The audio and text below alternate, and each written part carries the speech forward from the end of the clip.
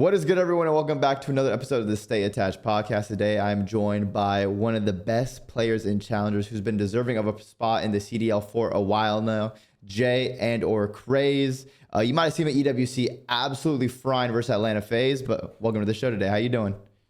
I'm chilling, man. Been busy. Been playing, grinding BO4 actually in the off season. Just That's the chilling, waiting game? for the new. Yeah. It's low key fun, but what are the other CODs to be honest? But just waiting for the off season or waiting for the next COD to start. Yeah, of course. I mean, I'm sure your phone's been busy. It's been ringing a lot. You know, got to take some business calls here and there. Teams trying to get you on their team. I'm sure there's a couple teams fighting over you right now. There's a few teams that There's a few. have interest, but we're just playing the waiting game right now. Of course, of course. You know, you got to weigh out all your options, see what team's paying the most, what team's gonna put you in the nicest spot to live in with your teammates, who you can build the best roster. Of course, that's very important. So, I mean, even after EWC, I mean, you guys went out there, and of course, the first time you played FaZe, you probably should have beat them. That was a pretty bad choke. Yeah, nah, 5-2 burned. I'm not gonna lie, Yeah. man, even after we lost, I was like, fuck, we should have won that for sure. We just lost to ourselves, so we were pretty confident going into the next day. But Yeah. But that loss burned, I'm not gonna lie. Oh yeah, losing like that when like you guys are playing so well. But hey, the fact that you guys can go out there and regain from that and do it again is even like more impressive, because like usually or sometimes there's teams who choke a game, they lose a match, and then they're like and then you can kind of see their gameplay just fall off. But I mean, you guys bounced back the next day, came out and beat them again. So beat them. So I mean, that's just really impressive to be able to do that again. So yeah, it's been crazy. You've been stuck in like the challengers pit for what, a couple seasons now. Yeah. So yeah, since MW2, so like 3 years. Yeah. Yeah. And you won Challenger Champs in, I think it was Major 4 this year. Did you win Yeah. Challenger Champs last year as well? No, I didn't make it to champs last year. Oh, she did make it to a chance. What game was it? This was my first MW3. Oh, no, you 3. Yeah. This was my first champs and challengers. I didn't make it any of my years before. Like my first year was kind of like a welcome to challengers year, like kind of a party year. I kind of like I kind of like started playing good towards the end of the year Hmm. of MW2, and then like it kind of has been going uphill from there, to be honest. But yeah, I'm excited to finally announce that Tipsy Audio is the official sponsor of the Stay Attached podcast. So first, I have to thank you all for watching throughout the year, supporting the channel, all the videos, and there's many more interviews coming, especially during the off season. But let me tell you guys a little bit more about Tipsy Audio now. That means you can now use code ATTACH for a 10% discount on all Tipsy Audio products. Code ATTACH, ATTACH. And one of the biggest things for me was comfortability. They have to be comfortable. If you're gonna be gaming with these, talking with people on the show for hours on end like I do, you have to be comfortable, because I had IEMs in the past which just hurt my ear. After an hour or two, I felt like they were scratching my ear up. My ears started to bleed. But Tipsy Audio, at least for me, were a game changer because it was so comfortable. They have the ear tip set, which comes in 6 different sizes, so you can find the perfect size for your ears, which are not going to bother you while you're playing. It's incredible. And also the audio quality. When I'm playing Warzone or when I'm playing ranked play on Black Ops 6 still in the off season, it's so much easier to just hear people if they go prone behind a door, if they're above me, if they're below me. It's so nice. Like the audio quality is so crisp with these Tipsy Audio earbuds. It's almost like when I first put these on, I was like, this is like too good. I cannot believe I was not playing with these before, because we've all had like the old traditional headsets, you know, the big headsets, some other IEMs, and you can't really hear as much. But when I put these on, it was like, wow, I was completely messing up not using these for a long period of time while I was competing, because this would have been an absolute game changer to hear footsteps, to just even hear my teammates' communication, their comms a little bit cleaner as well.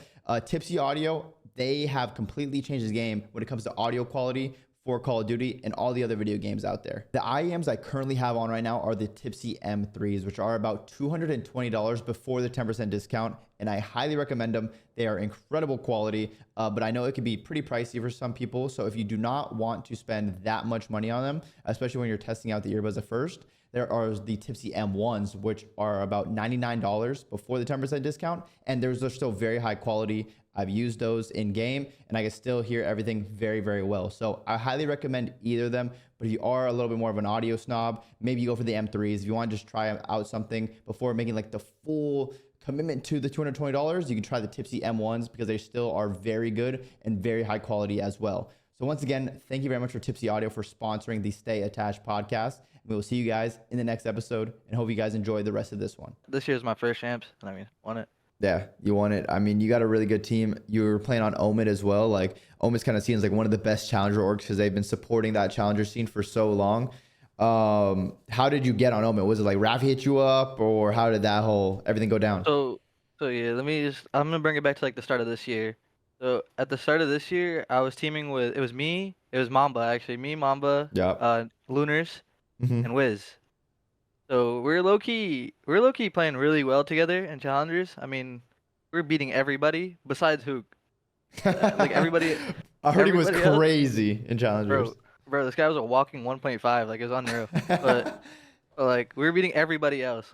Like every cup that we lost to them in winners and or losers. Like we didn't lose to Hmm. anybody else. But like so I mean that team, I mean we were pretty good. We were getting like third and shit, like second and third, but like obviously something needed to change and like at the time like Fellow, Neptune, Turo, and Brack was OMiT, I think. Hmm. And they just got shit on. Like they just got like top 16 in a cup or something. And like we were still in the cup at the time, and Trav DM'd me like Neptune. He DM'd me, he Yeah. was like, "Yo, yo, we need to talk." I was like, "All right, bet." But I was at a local that same like weekend that the cup was going on. I was at like, a local land with Wiz, so I was like, Hmm. "Fuck, yo, we're gonna have to wait till I'm home or something, because this is gonna be awkward." Yeah. So like, I got home the next day. I talked to Trav, cause Trav DM'd me. He's like, "Yo, you and Luna should come play with me." At first, I was like, "All right, this is interesting." So I talked to Noah a little bit about it. And Noah was like, he's like on board. He's like, yeah, Trav is insane at this game, obviously. But Hmm. like, so we sat there in a call, like me, Trav, and Noah talked for a bit, and we're like, who the fuck should we get as our fourth? And like, I was thinking, I was like, you already have Fellow, right? I was like, he's like, yeah. And I was like, I also think Merc's good. But at the time, Merc like didn't really have like a good team, and like Yeah. he hadn't really done anything like crazy. And they dropped him before, like Fellow and Trav dropped Mace on his neck, Wait, really? They like dropped before. Mercules? Yeah, because Damn. they had Merc before Brack, and they dropped fucking Merc for Brack because they weren't playing well. Bro, it's They crazy wanted. to hear. Sorry to cut you off. I was just saying, it's just Yeah, crazy no. to hear all these names like in challengers where it was like Neptune in challengers. Obviously, he was insane when he got to the league, got like 4 second places, second at champs. Hook was in challengers. Frine got to the league, won two events, and then a ring. Fucking Mercules, who just had like the craziest story we've seen out of any player. And then even you, like, such a crazy beginning to the start of this Black Ops 6 season, and then to go out there at EWC, like the second biggest event of the year, and beat Atlanta FaZe, one of the best Call of Duty teams we've seen ever. So like, it's crazy to see and hear all these names in challengers and what they did that same season a little bit later. Yeah, no, it's definitely insane. But like back to what I was saying, we ended up getting Fellow, like just because like they already teaming for so long. I was Mhm. like, fuck it, like Tyler's obviously good, like Yeah. so I was like, and he's a vet, like fuck, we need a vet. So we got Tyler, and then honestly, we just started frying everybody. Like Tyler was streaming everything. We didn't lose a tourney together. Like it was just we were together for two tourneys. It was the elite, like the first elite, and like one cup, and we were just giving belt. Like it wasn't even close, to be honest. Yeah. And that's then that's obviously crazy. Trav got picked up.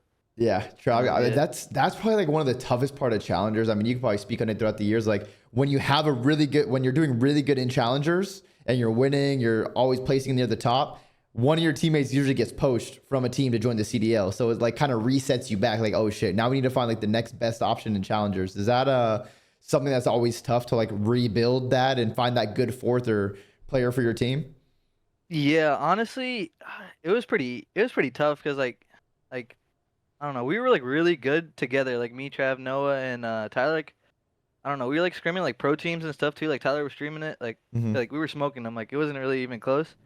So like in my head, I was thinking like, fuck, there might be a chance like all four of us just get picked up, and then Trav got picked up. Yeah. Like first, Trav was the first one to get picked up by Surge, and we're like, oh fuck, like we gotta find a replacement ASAP because there's like a cup the next week, and I was like, fuck, like who do we even get?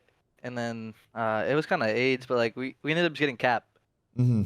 big Cap, Big and cap. then and honestly, we played the cup and we got second in that cup, and then Noah got picked up, and I was like, fuck, here we go again, like what the fuck?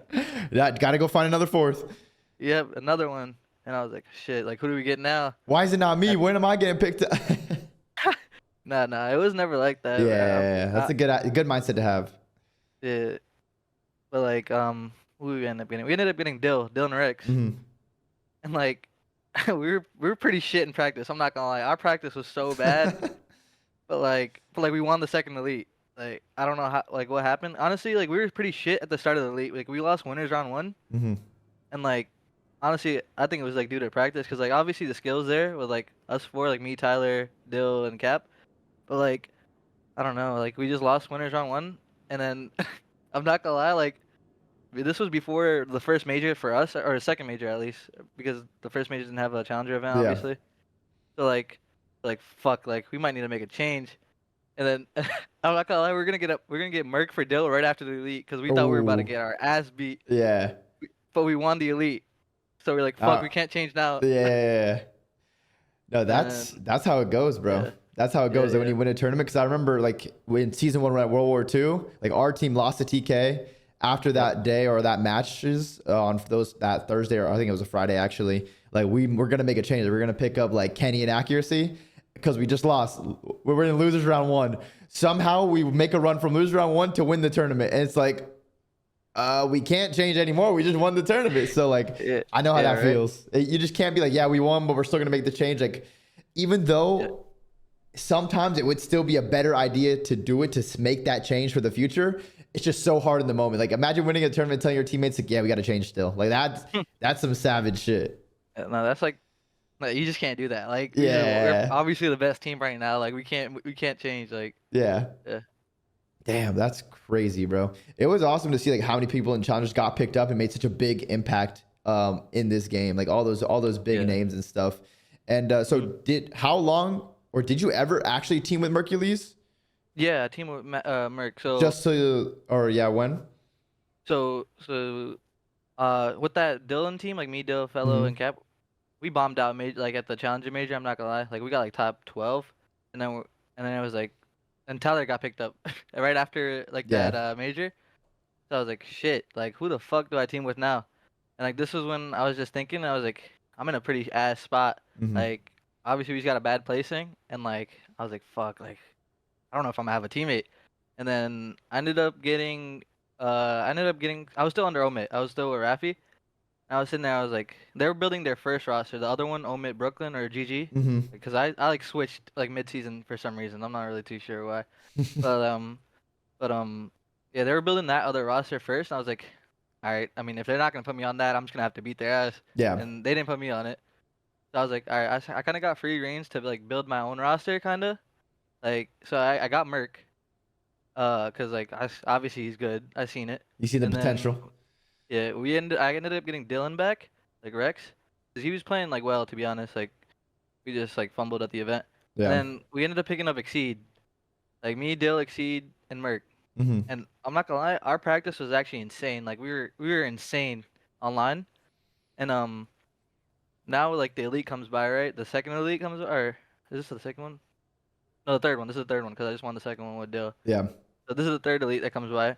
And we're frying in practice and shit, right? We're in like winners semis of the elite or something.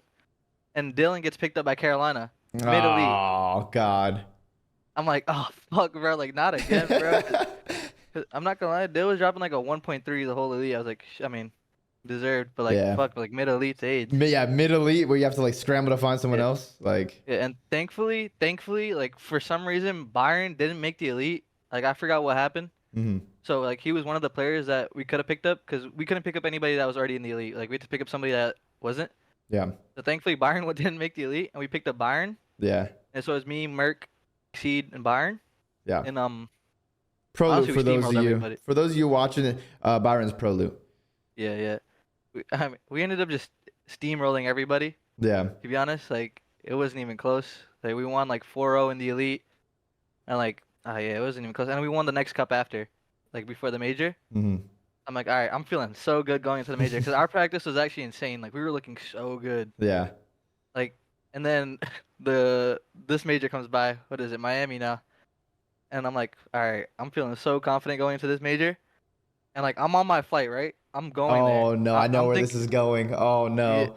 dude, I'm going there. I'm like, oh, I got my full team. Like I'm about to win this shit. I'm about to go Uh-huh. pro, bro. Because I had some teams looking at me before this fucking event. I'm like, all Yeah. right, I'm about to go. I'm about to do good. It's my time to And then fry, get in the league.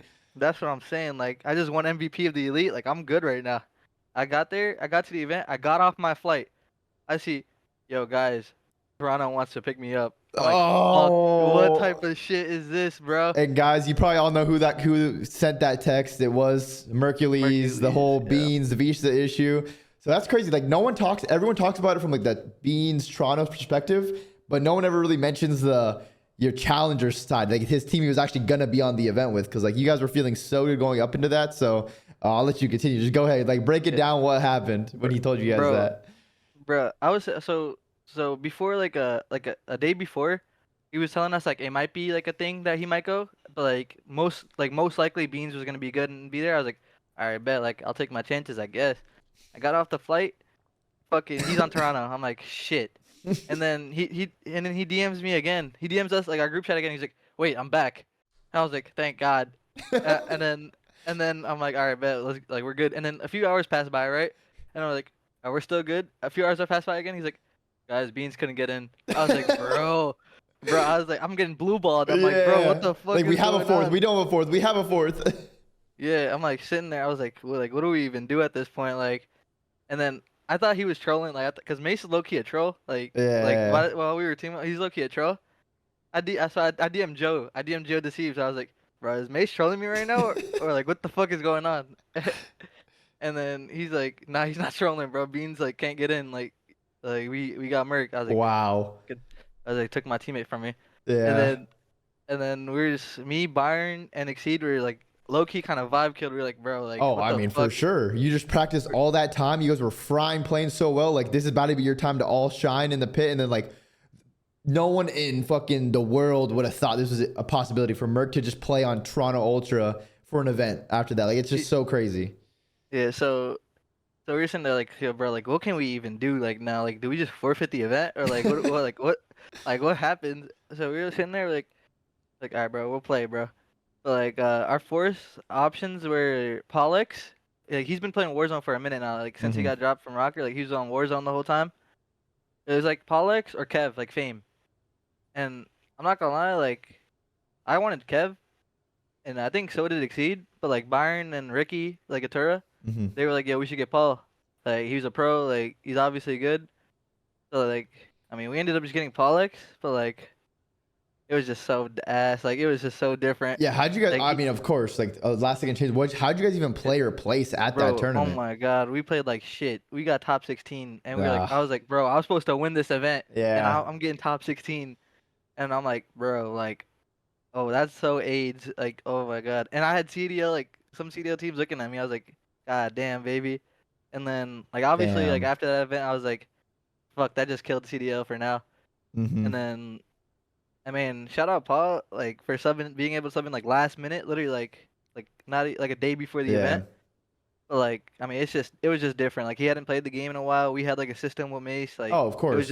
it was just way different. Yeah. Like he was still like getting his kills and shit, but it's just you know how it is, bro. It's Yeah, it's different. just the flow of the game is completely different. Like Yeah. at the end of the day, like with your team, your people are gonna get kills. They're gonna know how to kill in COD. But when you have a good system and it's working in practice, you're winning by a lot. You're comfortable, bro. You're spawning up. You already instantly know what to do without it having to be Uh, said. Like everyone knows their job, and it just flows so smooth. yeah, yeah. We're Mace. Like my whole team, we're spawning in with insane confidence. But like with Paul, it was low key. Like that confidence low key got killed a little bit. I think we're like, Yeah, fuck. But it was just unfortunate to be honest. yeah. But I mean, if I was Mace, I mean, shit, I would have done the same thing he did. Oh, you To be got honest. to. Yeah. It was like a once in a lifetime type. And look where it got him. To be honest. Yeah. And But then they went back to back on Optic, the biggest brand in yeah, COD, winning COD yeah, Champs MVP, and then winning EWC, the two biggest tournaments of the like that's bro, yeah. it's such a movie what happened. Yeah. So after that fucking event, I was like, bro, like my stock's probably in the gutter right now. Like, what am I Yeah. thinking? Like, what am I doing? So I still was on OMiT, obviously, right? They have their first team. Like now we switched for some reason because I was OMiT Brooklyn at the start of the year. Now I'm OMiTGG. I'm like, all right, what the hell's going on? Hmm. And then the other OMiT team is forming. It was at first it was Yuli, no, not Yuli. It was Standy, Proloot, and Merc came back to challengers like after that event for like one cup. It was Yeah. Merc and Brack, and then they ended up winning like the next cup after, and that's when Merc got picked up to Optic like after they won that cup. Yeah. but I was sitting there. I was like, all right, what type of team can I build now, bro? Like I was just sitting there. I was like, shit. Uh, and then I ended up like hitting up Paul again, like Mamba, Oh yeah, and I was like, yo, yeah, come through, bro. Let's team. And obviously he's down because he's my son. So yeah, he's down. yeah. And then Does he know he's your son, or would he say different? bro, obviously, bro, I already shaved this guy. Ah, okay, A- okay. Anyway, fucking, we got it was me and him. I was like, "Yo, who can we get?" Like, but at the time he was teaming with Reese, right? And Mhm. I teamed with Reese MW3 like at the end of last year. So I was like, I mean, I like playing with Reese. Like it was good. Like I like how he plays the game and shit. So I was like, yeah, we should low key get Reese. He was like, I was like, how'd you like teaming with him this year? He was like, Reese was good. Like I like playing with Reese. I was like, that was a no brainer kind of. Like we got Reese. He Mhm. was obviously in the league. Carolina went to shit after he got dropped. Yeah, they won like 5 I was like, matches after he got dropped. No bullshit. bro, did they even win 5, bro? Like I don't Maybe even not, know. bro. They went through a rough patch for sure. Yeah, they almost didn't make champs even though they were a lock for it. Like how is that even real? Yeah. But and then we got Reese and I was like, all right, who do we get as our fourth here? Like it was me, Mamba, Reese. And at the time, Mac just got dropped for Cap, Yep. and I was like, I got dropped with Mac too. That's my guy. That's my guy. That's the truth right there. Mackenzie Mills is the truth, bro. It's so funny just for like everyone that sees it. Like Mac has tweeted like some Paul Pierce gifts and stuff. Like when we were on our team, like bro, every time we're just like, yo, when we went to Major One in Madrid, we were at dinner the day before the tournament started, and we're like, this is the last supper because we were playing like ass online, and like we kept like it was probably setting ourselves up for failure. We're like, this is the last supper. The next stage, it's the last dance. We somehow like played pretty decent in stage 2, and then like stage 3, we're just like all talking about like Max talking about like retirement as like a joke and stuff. He's like, this is the last run. It's the truth. The Paul Pierce, the truth. And The then, farewell. Yeah, and then the farewell tour, and what's it called? It was like, oh yeah, because Kevin Garnett was like, they don't love you like that. They don't love you like that. You're not getting that farewell tour. And then Max like, yeah, I'm the truth. I'm Paul Pierce now. So that's why the whole Paul Pierce thing started. So we'd always tweet Mac out is comedy. Bro, he's so funny. Like he's so quiet, but when he talks, he's so funny. Yeah. The fucking so I was like, I knew that Reese and Mac were boys, obviously. Yeah. And I told Reese, I was like, you think Mac would like come play challengers, or you think he's done playing or whatever? Reese was like, I'm not really too sure, but like, Reese was like, if I asked him to play, he'd play. I was like, all right, bet, get him like ASAP. I was like, no brainer. Like nobody else, like there's nobody else I would want to play with. Like I'm not even gonna say the other names, bro, cause like, yeah, it's Mac. Like I'm getting Mac. Yeah, we're getting Mac. That's it. Yeah. So we got Mac. He was flying back to South Carolina, and we're like, all right, bet, I got my squad, bro. Like we're ready to roll. And oh my God, we were getting shit on in the beginning. Right when we formed, we were getting shit on. I'm like, fuck, bro. Like, do I have to change rosters again? Yeah. And then because like in that cup that Merc and them won, right? We got top 16. We got leaked on. Yeah, I was like, fuck, like we are shit. And then honestly, we stuck it through. Like we had little like a talk. We're like, yo, we gotta lock in on practice and shit. And like honestly, we didn't lose from there on out. To be honest, like our scrims became insane. We won the next cup, and then DreamHack was the week after the cup, and like we were looking insane going in. Like we were looking like a well-oiled machine, to be honest. Yeah. And like obviously got to DreamHack, full confidence. Obviously, kind of like we just won through the winners, kind of steamrolled the whole bracket. It was pretty easy. And then I was sitting there again. I was like, if someone gets picked up for EWC, I'm gonna lose my mind. Or champs before champs, I'm gonna lose my mind. Right before, like, bro, we have to switch again. Like, yeah. But thankfully, like nobody was making changes, cause like everyone's already guaranteed for champs or whatever. Yeah. So like, I was like, cool. Like we're going to champs. We're going in as the favorite, like clear favorite. Like nobody's even close right now. Yeah. And then we did the same shit. Like we went in through winners, won the whole thing. Through those 2 lands, we dropped 1 respawn. The whole of like both of the lands. Damn. And it was low-key a Fugaze respawn, to be honest. Like they just came off a series that they played, and we were like off a 5-hour wait. Yeah, you needed to get a little warm up in. Yeah, they were slamming us in the beginning. It was like 180 to like 60, and then we ended up losing like 250, 230 or something. Like so, like after that series, I was like, yo, these guys. After that map, I was like, yo, but these guys just got lucky. Like, we're good. And we slammed them the next 3 maps. Like, it wasn't even close. But yeah, those 2 events, we lost 1 respawn. I was like, we're looking insane right now. Yeah, you guys are the clear-cut best team. There's no question about it in challengers. else was ass. Wait, hello? Oh shit, wait, talk again? Yo, can you hear me? Oh, Hello, okay, hello. yeah, your mic just cut out for a little bit. Oh yeah. So you Yeah, go. Oh no, go ahead. I said, yeah, like we honestly beat down everybody in challengers. Like everyone was pretty ass Yeah. compared to us. So you had an insane like year in challengers. I mean, that's just how challengers go Yeah. for the people like that are out there listening. Like, bro, if you're the best team in challengers, odds are your teammate or you are is gonna get picked up into the CDL. So like, you always have to constantly try to figure out new rosters, figure out like how to mesh different players together, how they're gonna play in practice, and translate that to tournaments. Like, it's so difficult in challengers. But if you had to list like the top five players that you play with on like an individual level or that you enjoyed teaming with this year, who would you say in I don't challengers? know, cause like let me think, cause like I had like 8 teammates picked up this year, Yeah, like off my teams. just I was rank like, them. fuck, Rank them. Who was let me really think. like that when you had to play with me? Even a top three. I, Who was I really like that? I'll give you 5. It's cool. Give Okay. me the Lunars. I really like playing with Lunars this year. Like he's insane. I'm not gonna lie. Like I honestly got put into a pretty shit system, I think, Yeah. like on LAG, but like I think he's actually insane. Trav obviously, Yeah. Mace, Neptune. Yeah. Merc.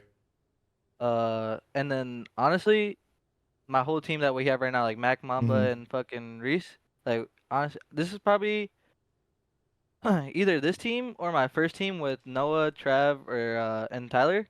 Like those 2 teams are definitely like the best teams, like vibes, gameplay, like that I've ever been a part of. Like Mm. it was so like it was fun getting on every day, like playing. Like I wasn't like hating a COD or anything. Yeah, it didn't feel like a chore to get on and be like, all right, I Yeah, gotta play with these guys again. Like, fuck. yeah. Sometimes like I don't know, like after if you play with someone for that long, it's like fuck, like you get tired of like hearing them and shit. I'm like nah, Yeah. like Yeah. I never like felt that. I was like we're getting better every day. Like Yeah. it's not like a waste of a day. Hmm. Like that team and the other team, like every like those players on those teams are probably my favorite. Like it'd be hard to rank them like all in order. Yeah. But like those 2 teams for sure, and then Merc. Yeah, of course. Yeah, That was just insane. That's just but you went through a lot this year, so I'm glad at the end of the year you were still able to build another squad that could go out there and dominate. I mean, that kind of just all the struggles and all the obstacles you faced in the beginning of the season kind of set you up to be great later in the season. I mean, you guys looked great. I mean, you guys went back to back, and then beat one of the best teams in the CDL at EWC. So you really yeah. made your mark. Here's a movie. It was definitely a movie. Yeah, so how was it going? Because I mean, there's always a talk with like you're in challengers, you're playing so well. Like I said, you went back to back with your foreign champs, but at the end of the day, like you know it, all the other challengers players know it. Like you didn't play pro teams, so now EWC is coming up. What was the mindset like going into EWC, and then eventually like how'd it feel to like beat Atlanta FaZe and like just really because you had some crazy series. I think that first time you played them, you had like 111 or 100 something kills. Like Yeah, it no, I was, was frying them. yeah, you were going crazy. So how would it feel to like actually play pro teams and have this opportunity? Yeah, so honestly, this whole year was like kind of the first year where I got to like scrim like pro teams a lot this year. Like Hmm. a lot of different teams that we played. Like even with my Tyler roster, like throughout the whole year, to be honest, like we got like decent pro scrims. So like it wasn't like that hard like going into it. I mean I've played these guys before. Like I know how they play. Like the challengers and pros like a different like I don't know. It's like this is different. Like challengers, you just fucking like run around together and hope you win. But like pros are like actual like system of like game. It's like a Yeah, system that they play. So but like since we've been scrimming them, I was like it wasn't too hard to get used to. And also like obviously I have Mac and Reese. They've been there before. They beat those guys, and they were like honestly those guys like really helped me like just like play against pro players and like pro teams. yeah. Yeah. Who would you say like in practice with your final team with the Mac, Vivid, and Mamba? Like who was I guess like did you have like a leader or like the guy who was just talking the Reese. most? Oh, Reese for sure. Reese. Okay. Yeah.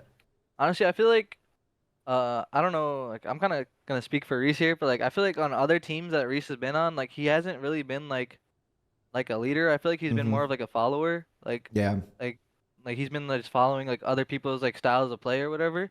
And like I feel like nobody really wants to play like how Reese wants to play. And I mean, obviously we were listening to Reese because like I don't know, he's just the vet. Yeah. So we were just playing and like listening to the game, like how he wanted to play the game. I mean, it worked. Oh no, for sure. I mean, from what I've known about like Reese and then his teammates, I do feel like he's always probably been like, it hasn't been his style and him like controlling everything. He's always been having to like butt heads with like other people on the team and how they want to play and stuff. So, and I've always known to be a little more of like a reserved and quieter person. So that's good to see that he went down to challengers. He had people that had faith in him and then kind of like followed what he said. And I mean, we saw what you guys were able to do. Like it was absolutely insane. Yeah, I mean, shout out Reese, bro. Like, I don't know how he's been dropped so many times. Obviously, like, Yeah. he's not the issue. Like, He's been teams dropped have by half gotten the an league, ass, bro. Like that's yeah, crazy. and everybody's gotten an ass after they dropped him. So, Yeah. like, I mean, obviously, he's not the problem. Obviously, it's everybody else. I mean, that's true, bro. If it happens like 2 times, all right, like, but it's happened like 6 now. And like after he's been dropped, the team gets worse. I think the only team, oh no, I mean, he finished out the year on Empire and Cold War. So yeah, like they got played like second at champs. Yeah, they got like third. Now they got third at champs. But they got second at Major 4, I believe. So like they played pretty well. But other than that, like he's always been dropped off teams and the team just fall off a cliff after. So like hopefully he's able to be in like a stable team next season and just like build from there and like kind of like lead his team and be the more that vocal person. I even think with Mac, like how Mac's always, his playstyle has always been, because I first teamed with Mac when he got into the league in MW19 on New York Subliners. He was insane, right? And he was insane. Like he was like a top 5 sub in the game. He was frying. And then after that, he like joined Seattle, which their team was still found a lot of success, but he was more so like a role player getting baited and stuff. But Mac has the potential and talent and skill to be like a star player. Like we saw on your team, like that the series you guys actually beat FaZe, that was a Mac takeover clinic. Like he was frying every single map. Like, so when Mac is confident and like playing like he should be and running it down and not just focused on like, what can I do for the team all the time? Like, yo, I'm that guy. I could do shit. I could run him down and piece him. Like he does it. So the truth. The truth, literally. Yeah. Nah, like honestly, the last like I guess 2 teams like C9 and like he was on Surge before that. Mm-hmm. I feel like he was playing like the quote unquote like bitch role, like like just getting hills, like doing the dirty work, like taking routes. But like he joined our team, I was like, bro, like this guy's insane. Like Mac's talented, bro. Like he'll have takeover maps, and you'll be like, holy shit. This guy's like diving around, getting like diving around corners, getting kills. I'm like, bro, like what the fuck? Like what was going on? Yeah. And then honestly, like on every team that I've been on this year, like I feel like there's never been like a player to play like that bitch role. To be honest, I feel like obviously like it's 100%. Like everyone gives their 25, but like there's never should be like a bitch role. Like if there's one dedicated bitch role, like I think it definitely in the long run hurts the team for sure. Definitely, like I feel like everyone should be able to do like what they want to do on the map, and like if it's bad, like the teammates will let you know. Like if you're making a shit play, for sure. But like we saw it with Optic. You saw it with Optic at the end of the year. Like who was the bitch role player on that team? Nobody. No one. Nobody. Yes, sometimes Dash would have a little bit more hill time. Sometimes Shotzi would have a little bit more hill time. Sometimes Hook would. Sometimes someone's taking the route. Like, but everyone in a certain situation was able to adjust their playstyle and did what they had to do for the team. Like it wasn't like a constant like someone has 80 seconds in hill, they're neg 5 to neg 8, and everyone else is frying. It was always like, yo, they're all playing pretty well and they're dominating. So it just goes to show like it shouldn't just be one dedicated person, because if your superstar quote unquote isn't frying, or your bitch role player isn't able to get the hill and get those kills in the hill, like it's gonna be weird. So if you have a good system where everyone knows what they need to do and can do it, that's how you become the best team in the game. Everyone just has to play their part. Like if you're like the quote unquote bitch role player and like you have to take a route, but you just go towards the time or something, like cut towards the time. Then no one else takes and nobody takes the route, and like the person that's supposed to take it is late, and it just fucks like the flow. Like honestly, like I feel like that was like an issue with most challenger teams this year. Like I feel like most teams had like a bitch player like on their team. Like like you're the hill guy, you're the route guy, you know? Yeah, but like I feel like on my teams, like there wasn't a bitch player. Like where everyone just did whatever they wanted, and I mean obviously it worked out this year. But Mac's insane. Like off that bitch role that he was playing or forced to play or whatever the hell was going on over there. But yeah. And then going to EWC, I mean, I've talked with a lot of players, like a lot with like Shotzi too, because he was talking about like the sleep schedule and the struggle to sleep. while he was over there, and they said they were playing matches at like midnight, 1, 2 a.m. Like, how difficult is it for you and your team to adjust to that time zone? Because it's just a completely different environment playing over there. Honestly, we got there on Tuesday, I think, right? I Hmm. think we got there on Tuesday, and the matches were on Thursday. I got there Tuesday night actually, like, and I didn't sleep on my flight, so like I kind of like kind of got into the schedule like pretty easily because I got there to the hotel, like I showered, ate, and I went to bed immediately. Hmm. And like honestly, there was a little bit of jet lag because it's like what fucking 14 hours back Yes, like ahead. it's a I lot. was It's like, a lot. it was kind of like kind of age to be honest, like getting like good sleep, quality sleep, but like it wasn't like as bad as people like portrayed to be. I think to be honest, Hmm. like. You think Yeah, people are like I kind of was gassing a little bit because they got shit on? yeah. They're like, oh, I was tired. Yeah, I don't think it played like an insane role to be honest. Like Yeah, I think whoever was gonna play good played good. Whoever's gonna play like ass played like ass. yeah. But like like I don't think sleeping had anything to do with anything else. But it was pretty. It's whatever I think. I mean honestly, like me, I can sleep like whenever, wherever. So, like Mm, maybe like that has something to do with it. But like it didn't affect me like individually. yeah. Well, that's an advantage. That's good for all the future EWCs coming up and all like the events, Yeah, even in like Europe when the time difference is crazy. So like, hey, that's a good advantage to have, knowing that like it's not gonna mess with you. Like you're just feeling good anywhere. You can sleep everywhere easily. So that's a yeah. big advantage going in. While like other people in the back of their minds might be like, oh, I'm kind of tired. I'm kind of out of it. You're locked in. It's a mental game. It's a mental game now for you. Yeah. And then like talking more about you personally, like when did you first start playing video games? Started playing video games. Honestly, my cousins like used to play like a lot, and I used Hmm. to just like sit there and watch them because like they were older than me. Like I was young. I was like 8. I was just like watching them play. Yeah. I'm like, well, it kind of looks kind of fun, and like they would be playing like with their own friends. Like they'd be playing like zombies, like multiplayer, like S&D, like just normal stuff. Like people would play like no like competitive stuff, and I was like, okay, that seems kind of cool. But so I ended up getting a PS4.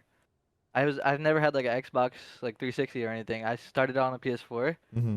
and I started playing. What game was it?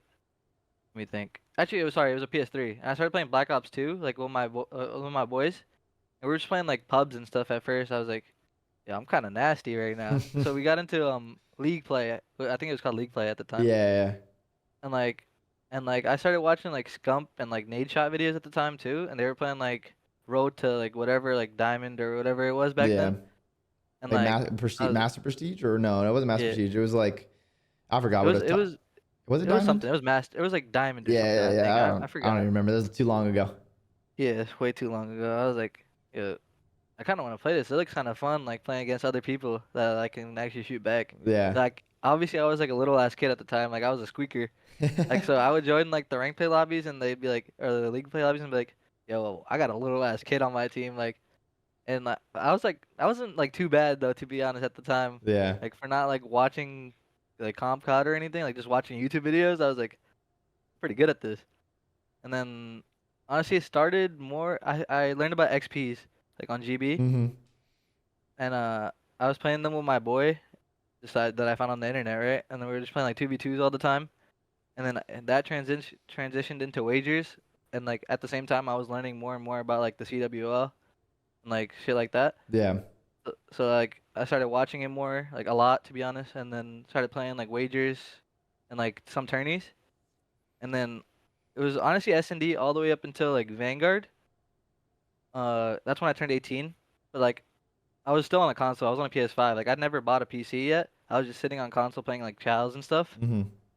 And I was still watching like the CDL and stuff. But I was like, do I really want to like compete or like should I just like go to school or something? Like Mm, yeah. so I was like, fuck it. Like the next year was MW2, I think, right? Yeah. That was what, 2022 or Yeah, 2023 MW2, I think.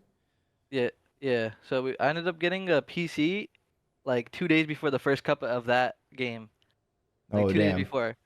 And I played the first cup with some IRLs, like some homies, right? And then we got like top 64, like for my first cup. But like I was shitting. I was like, bro, Yeah. I'm insane right now. So I was like, fuck it, like I'll give it a shot. And then honestly, it was just up from there. Like, Hmm. uh, honestly, that whole year I got like probably like top 32 all the way until the end, top 16. I was like a top 16, top 32 kid. Yeah. Like, and then towards the end of the year, my team was me. It was Mamba, like Paul. Yeah. His name was Big Head back Mama then. Big Yeah, Head. yeah, me, Big Head, Dimensions, and Shoxy. I don't know if you've heard of them. Yeah, I've heard of them. Yeah, so we were like decent online, honestly. Like we were like beating like Rocker Academy and stuff, Yeah. and like they were calling us like onliners, EQers, or whatever. And then the Toronto event came by, and like we low-key made a few upsets, and we got top 8 with that squad, and we beat Rocker Academy. Oh, on land, that felt That good. Yeah, I was like shit. Like we were just talking crazy to them. I'm No not gonna lie. excuses anymore. Yeah, what was their team? I think it was Casey Pander, Diamond Con. Who else was it? GodRx or no? No, it wasn't Gotter X. Fuck, I forgot who it It was. I wasn't forgot Fame the because other I think he two. got picked up. Yeah, I forgot who it was to be honest. But like we Yeah. beat them, and then I was like, hold on, like this might be like this could be something. Like 'cause we got top 8 as like the 30th seed there. Like we were supposed to get like top 24 or something. Yeah. Like we got top 8. I was like, oh, I'm kind of good. Like my first earnings. That's my first earnings. The whole like Oh, time playing really? challengers. I was at top 8, and I Like, was oh like, shit, some money. You're like, ah, this feels nice. Then, Yeah. make a little bit of money now. Yeah, and then I was like, I was feeling really confident going into like the LCQ that year, like with that team, because obviously we just came off of Yeah. fucking like a top 8 finish But there was a player as a feeling 30 a lot more confident than you. Yeah. We were like Jimbo feeling was out of feeling this a world. lot more confident during that time than everyone else in in the Yeah, LCQ. Jimbo was on top of the world, bro. But oh wait, I remember you made me watch the VOD on stream. Yeah, bro, we played Jimbo in the Yeah. winners finals, bro. And he fucking went insane map 5. Like, oh, we started 1-3, ended 16-4. I never seen some shit like that in my life. Bro, I mean, that's never happened before in a real match where someone isn't cheating. Like, that's never happened before. And then that just sucks that you guys ended up getting the short end of the stick because of, I mean, him hacking. I mean, nobody was making it to champs with that guy in the bracket. Like, Oh, no. besides him, like, so we lost to them in winners, and we were like vibe killed. We're like, bro, this guy's hacking, bro. Like, we just lost to this guy. Yeah. He's hacking. And then we got shit on in losers by like Major Mike. Mm-hmm. I was like, bro, whatever. Bro. You're like, they ain't winning in finals. Don't even worry about it. They're getting hacked on too. Yeah. I was like, bro, like we would have got hacked on regardless, bro. Like no way we were making it. Yeah. And then honestly, my stock was kind of like pretty good going into the next year. Like I know I ended up getting picked up by Boston Academy, like going into the next year, Mm-hmm. and like with like Doug, Shawnee, and Pentagram. But fuck, we were ass. Like I got dropped immediately. Like 2 weeks before the first major, I got dropped. I was like, damn, bro, we were low key ass. And then I ended up teaming with Gio, Wiz, and Hamza Glow Frosty. Yeah. And we kind of made a run. We got second at the first major, and then yeah, fuck. I thought I was gonna go to the CDL from there, to be honest, but like that didn't work out. I think we picked up Gio. Got picked up because we picked up Gio. Yeah, Yeah, you guys picked up Gio, and honestly, I thought I was gonna come with Gio. I'm not gonna lie. And then Shit, low key, it probably should have. You probably should have. Cause I'm not gonna lie, I think we scrimmed you guys, and Gio was low key like going insane against you guys. Yeah, he was. And then I was like, shit, like this guy's getting picked up for sure. And then I don't know. I thought Surge. I know Surge was making a change at the time, so I was like, shit, maybe Surge hits me up. Yeah. And actually, a funny story. After that final, we lost to like FaZe Black, like Caden and them, Exceed, Brack, Asim, and Kremp. Yeah. Like after we lost, I was just like sitting in the crowd. I was like, and then Nade Shot followed me. I'm like, and LAT was just shit at the time. I was like, Yeah. wait a second. You're like, hold up. Yeah. Nade Shot, the big dog's following me? Yeah, but like, I don't know. That obviously nothing happened with that, but like, Yeah. it was pretty cool.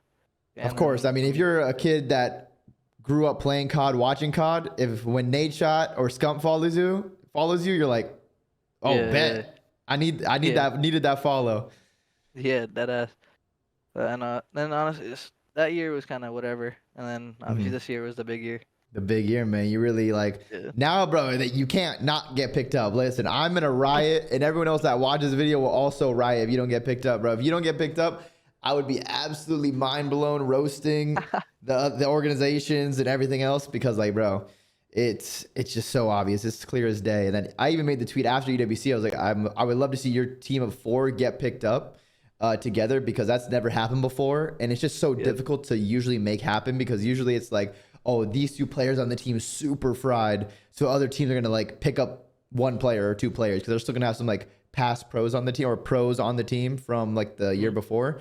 But I feel like if your team stuck together, like it'd be such a cool story to see that actually happen and then see how you guys compete in the CDL because you already have chemistry and then to get to compete against more of the professional teams like in a new game, it'd be awesome to see. So hopefully that could happen.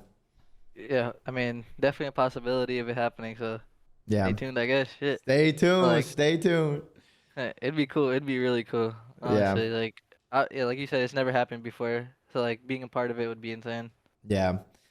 And just like talking and listening to your story through challenges, it really goes to show like all the the behind the scenes of challenges really like because some people probably don't actually know like all the ins and outs of it. The from getting hacked on to qualify for COD champs, and you win that series, you're at COD champs. Who knows what you do? You might go and win the event. You might get top 2 at the event, and then like that puts so much extra stock. It rises your stock for your name and your teammates. Like you might have got picked up then. Your teammates are frying throughout Black Ops 6 season. They had like 8 of them get picked up, but not you yet. So it's like that's the actual like tough part about being in challengers. Even when you get to the top of challengers, like you never know what's gonna happen. So it's crazy. And then you just push through it all, and you pretty much made it to a spot where like it'd be fucking insane if you didn't get picked up. Yeah, definitely. But watching MW2 champs when Jimbo did get officially banned by Activision, like what was that like? Because I'm sure at the time that everyone was like, bro, he's fucking hacking, he's hacking, but like, and people are talking about it, but you can't 100% prove it to the whole community until they all believe it. So what was that like to actually see him get banned and like that whole thing break down? Bro, I was sitting there. I was like randomly, because obviously like we're out of champs. Like I have nothing to do on MW2 anymore. So like I was probably playing like Cold War or something, like 8s or something. I forgot like what was happening exactly. Like I seen the tweet of like the video of like there was someone recorded like a video of him sitting at his setup, just like looking at like the ban screen, like you've been temporarily banned or whatever. Yeah. I was like, thank God, this fucking asshole. Like this guy costing me champs. And then I was low key tight. I was like, bro, like Oh I just got yeah. hacked on for a spot. I was like happy at first. I was like, bro, thank God this guy got banned or whatever. And then the next like few hours, I was low key tight. I was mad as fuck. I was like, bro, like this guy just costed me a chance at champs when I was Yeah. going into like LCQ, like going full like 100% confidence. I was like, shit, like what could have happened? Yeah. What could have been? That's like your Yeah. opportunity, other players' potential opportunity, like who knows? But that's the worst part about when someone does hack or cheat in these like online tournaments and stuff is that like it ruins, not only do they like, I mean, they're literally cheating, but it ruins everyone else's opportunity. Cause like I said, you never just know what could happen, who could be the next person to get picked up and go pro and like literally change their lives in that. So that's why it's just so messed up when it does happen. Like it's terrible. Yeah, nah, it was definitely AIDS getting hacked on, but like shit, you just grow I mean, from he it. had to You drop just get 16 to beat you guys too. So that's pretty impressive. Like you guys were putting up a fight while he was still hacking. Like that goes to show that you guys were actually nice. Yeah, no, we were really good. I'm not gonna lie. It's just unfortunate. What can you, yeah, I mean, there's literally Yeah, nothing we you can't could do do. anything about it. There's Yeah, we literally nothing can't you do could do. anything about it. If you This guys guy, would have made it closer, he would have dropped 20 on you guys and got an ace round 11, you know? this guy's literally seeing me through walls. Like I can't do anything about it. Exactly. Exactly. So when you like were coming up, did you have like favorite, I know you said you watched Nate Shot and Scum, but did you have like any other favorite teams or favorite players like that you would watch to like learn from or just support on the come up? Honestly, I watched the BZ a lot, to be honest, because Mm, like I feel like in S&D at least, like I feel like me and BZ like play like pretty similar, like getting pushed up, getting bloods, like being the most aggressive person on the map, like at all times. yeah. So, like I kind of watched like him a lot, and like for respawn, honestly, I don't even know. Like I feel like we don't play respawn similarly at all. Yeah. I feel like I feel like I don't really know who I'd compare to myself like playing like in respawns. Cause like I don't know, I've been low key just like learning like how to like speed up and slow down like Yeah. more and more like over the years. Cause at first, I'm not gonna lie, like at first when I first started playing, I was low key like a kill war, like Matt, like I was just playing for kills like all the time, like playing really slow, like baiting the fuck out of everybody, Yeah. and like honestly, MW3, I would kind of say like the same thing. Like I was always like the slower sub, like just waiting, and but like towards the end of MW3, when I started teaming with Reese actually, like I started like being the most aggressive person on the map. Like I don't even know what happened. I think like Twitch like kind of just clicked. Hmm. Because honestly, like I knew Reese. Like obviously watching him from the league, I was like, shit, Reese is gonna be quick as fuck. Like I might have to match his pace. Yeah. But like when Reese came back down the challenges, he was using the third AR like all the time. Yeah. I was like the only sub on the map, like on most hills. So I was like, fuck it, I'll just run it down. And then Yeah. like we were pretty good. And then that's when like I started learning about like controlling like just pacing to be honest. Hmm. Like this year I feel like I was more aggressive than slow, like way more aggressive. Like Yeah. even in respawn. But like I don't know, just learning like like to balance both is like Yeah, I knowing don't know, when you it's have to probably be fast, knowing when you have to be slow. yeah. Like if you're already pushed up in their base, you don't need to be too much faster. Like you're already in their base. Now it's time to just like I let just the gotta sit play a corner. develop. Sit a corner, Yeah. get a 2-piece, you get the first kill, you're not hurt. Boom, you get a free 2-piece now because the other guy is just like thinks you're one shot or just thinks you're hurt, but you're not. So you just get the 2, maybe even 3. So it's all just Yeah. about learning that. But I mean, especially with your S&D versus FaZe, like it was insane to see. Like I mean, it probably does remind a lot of people watching of a BZ because you were getting so many first bloods on the protocol S&D. Yeah, I'm not gonna lie, like I don't know what happened this year. Like last year I wasn't really getting many bloods, like at all, like at MW3. But Hmm. BO6 season, I have so many bloods, like I definitely have the most in challengers, like for sure. Like it was probably not even close. Yeah. But like I probably also have the most first deaths, like but That's what's gonna happen. Like you're gonna if yeah, you're the yeah, first blood guy, like you're either gonna get the kill or yeah. die. But as long as you have a little bit more kills than you do dying, like that's perfect. That's what the team needs. Honestly, I feel like what helped me in S&D like this year at least is like being able to like shot call, because like obviously like there's shit that I want to do on the map to get like a blood or like a chance at getting a blood at least. Hmm. Like like my team's kind of like let me shot call like most of the strats like this year. Like even my last team, like I think I was calling probably like the most strats, like because they were just playing around me, because like Yeah. they know like I'm gonna go out and get a blood or fucking at least like cause some shit to happen. Yeah, you're gonna get info. You're gonna get a kill. You're gonna Yeah. make the other team tweak for sure. So I really like shot calling this year because like I don't know, like I was just always like the first like to get info or like get a kill even, and just Yeah. like I don't know.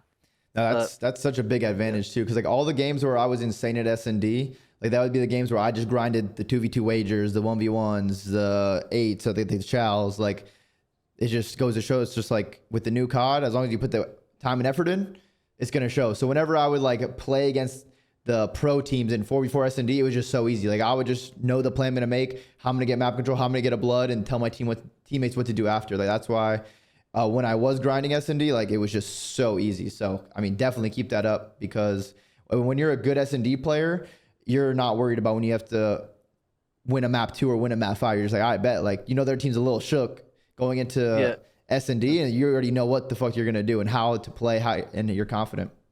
yeah. I feel like honestly from challengers and like the pros, I feel like S&D is way different. Like I feel like pros are like way scared to take like take risks, Yeah, and like compared to challengers, like challengers is running around.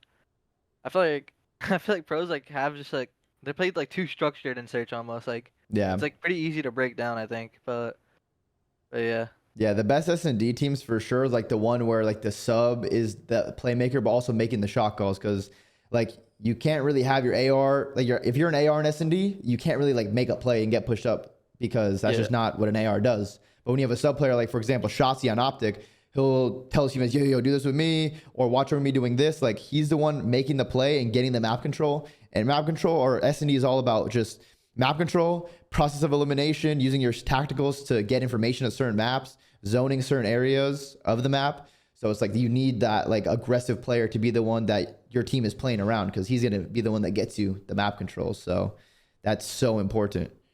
it just makes the game easier for everybody, I think. Hmm. Like obviously I'm not an AR, like, but like in my head I'm thinking, yo, like I'm making these guys like I'm trying to make these guys' life like easy. Like I'm not trying to like have them push up with me and Yeah, like get into a close range gunfight with a sub. Like I'd much rather them look over me like running at something or whatever yeah, it is that they have to do.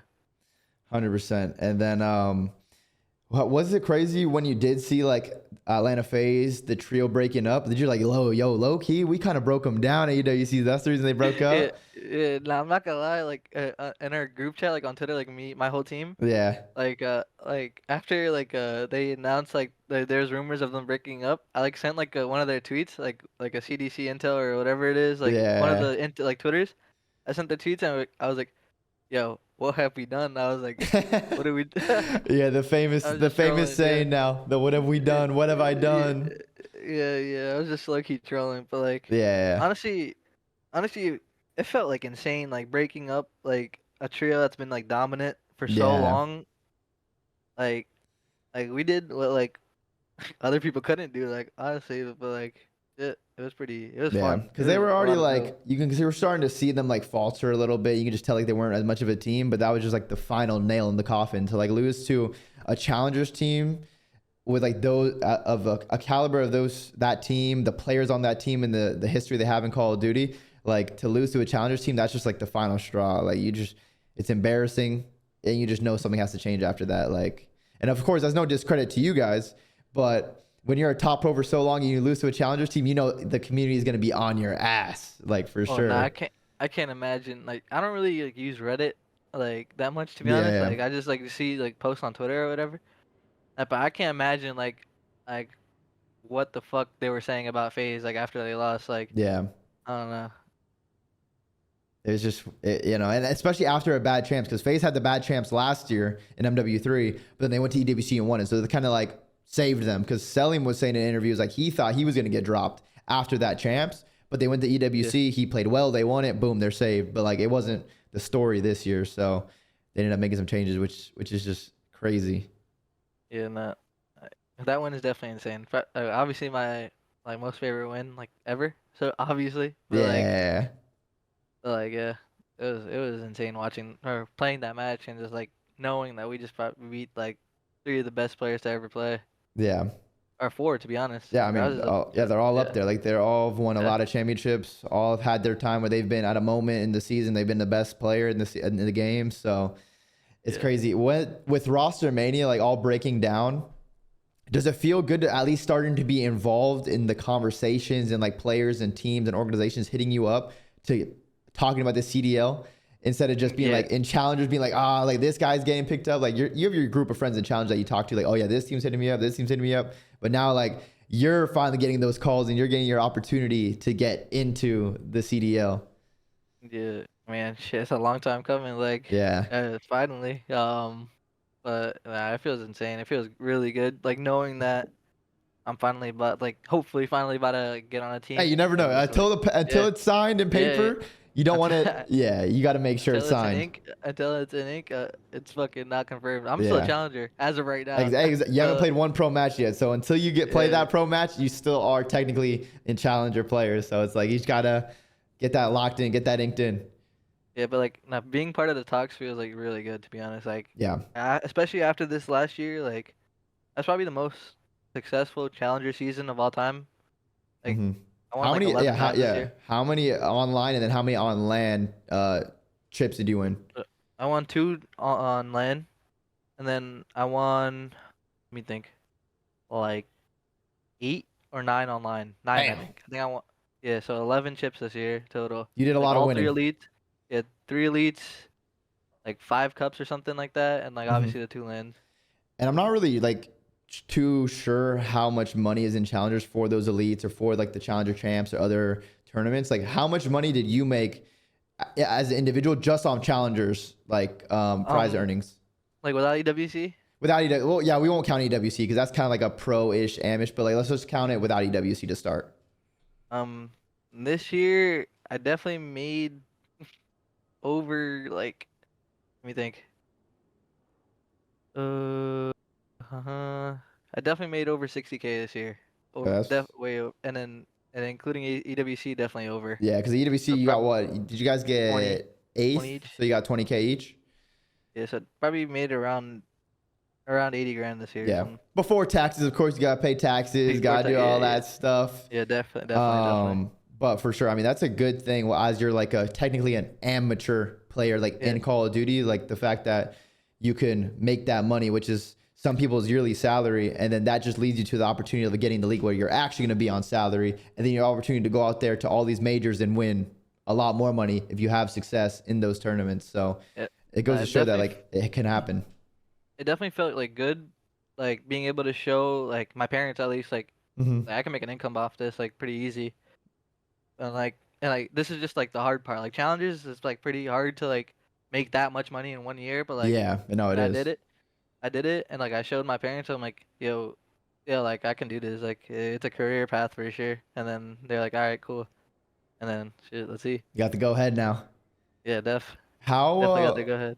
supportive were your parents of like gaming? Because I mean, you've been competing for a couple seasons at least. So like, what have they been like? Because we've heard about some other past pros and their experiences with like gaming. Because like back then, the events weren't that big. There wasn't that much money. But nowadays, like you can show them like this team, my teammate Mercules, he just won $350,000 in a month. Like you see this is crazy. Yeah, Mom and dad. so like my parents aren't like I mean I'm still going to school. Like I was still going to school like the last like 2 years. Oh really? Like I've been in college. Yeah, I've been like I was in college this year too. Like Oh damn, I did not know that. Okay, that's yeah, crazy. yeah. So I'd go to classes like in the morning and like just come home and scrim and shit.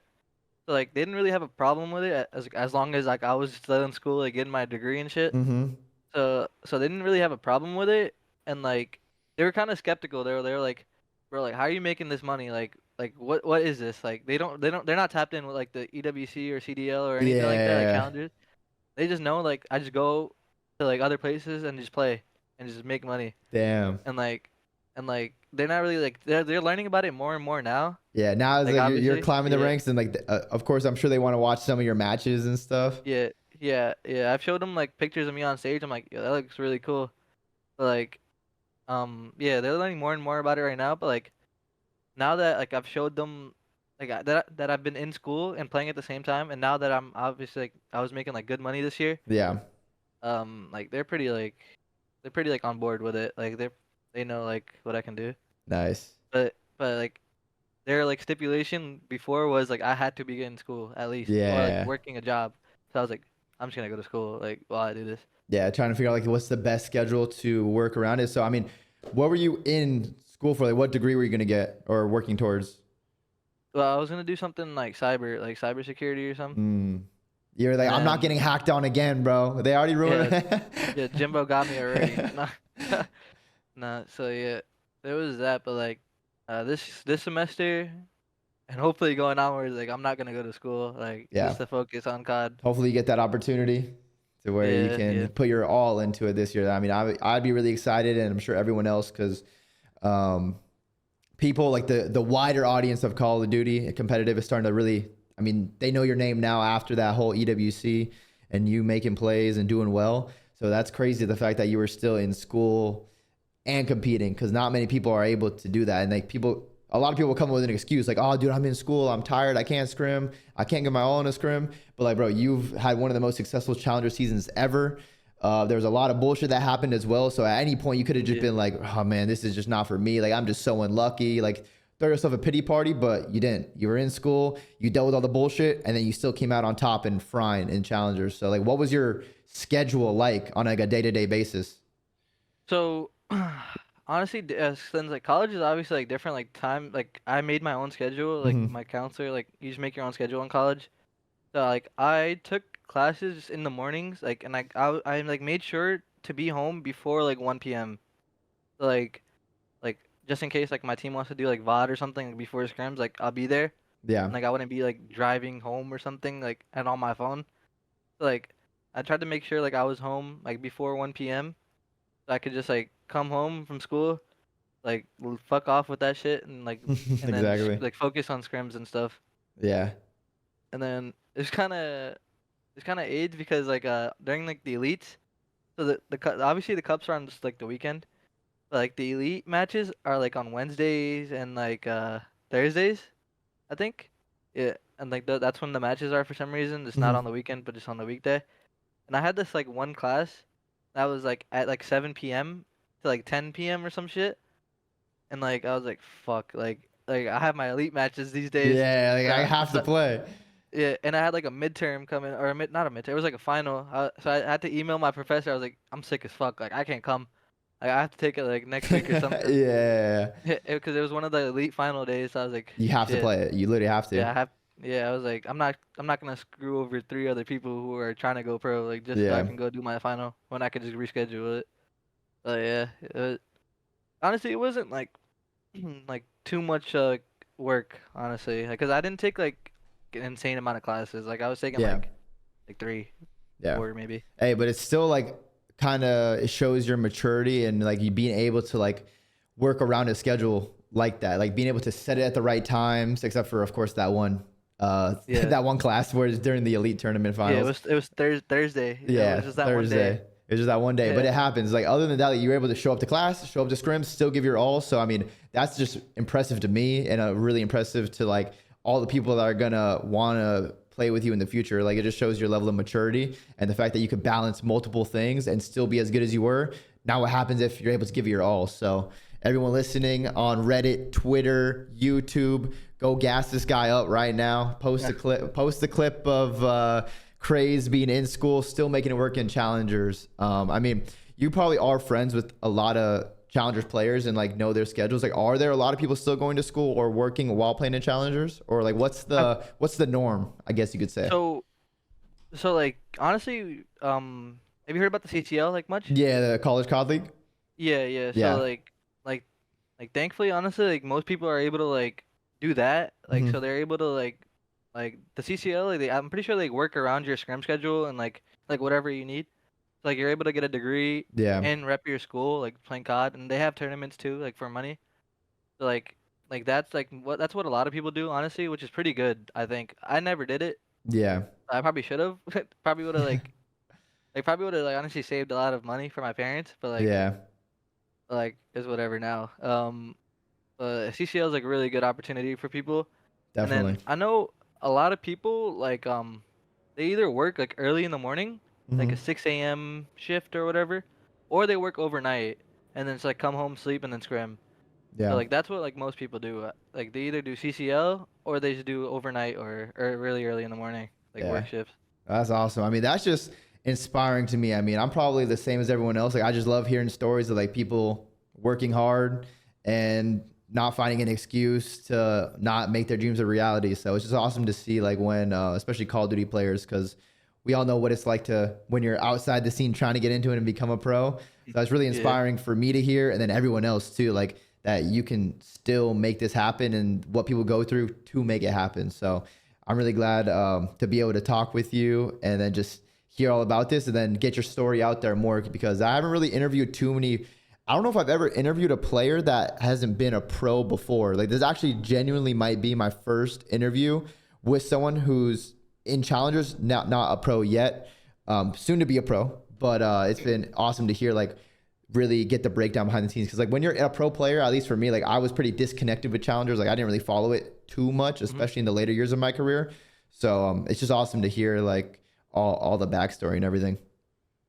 Yeah, man, it's definitely been an insane journey, to be honest. Like I wouldn't take anything back, but Yeah. Hey, it's it's been just getting cool. started.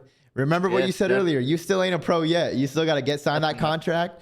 And when you gotta Yeah, when you get to the league, you gotta show why you keep it should up. be in the Yeah. league, why you should stay in the league. And then I mean, everyone, you probably you want to be the best player in the game at some point. So like, yeah, you were working hard in school, working hard in challengers, but now you got to give it your all to work hard in the league and hey, become a world champion and become an MVP one day. Yeah, I mean, there's always like the thing about like the CDO is like there's always someone like gunning for your spot. So like It's you right now. You're gunning for people's spots, yeah, and I'm then right gunning when you for get people's in, spot. people are gonna be There's so gunning for many your people. spot. Yeah, yeah, exactly. So like, yeah, you just gotta keep working hard and Yep. just fry. Gotta fry. Gotta fry. Gotta do Gotta. everything. Can't get gotta. complacent. Gotta get that first chip, get that first ring, and then boom. Keep it running from there. It's the same thing. Like even with Optic, they won EWC and champs. Mercury's got his MVP in a ring, but now it's like everyone. The new game comes out. Everyone's like, I forget what happened last year. Let's see if that player and that team could do it again. So it's just like it's Call of Duty with how esports works in COD. Yep, for sure. But it's been a little over an hour. I mean, Jay, I appreciate you joining us and talking, and I'm really excited for everyone to get to hear and learn more about you, because it's been a super inspiring story. And then to be able to follow your journey in the early parts. When you go out there and you win a couple events in a world championship, we'll do another episode whenever that may be, and we'll run it back and be like, yo, remember that time when you were, you were not a pro yet, but now you fucking won champs MVP in a ring? Like, good times, right? Yeah, we'll run back to part 2 for sure. Back part 2, baby. But nah, for real, thank you very much for taking the time out of your day and coming on the show, man.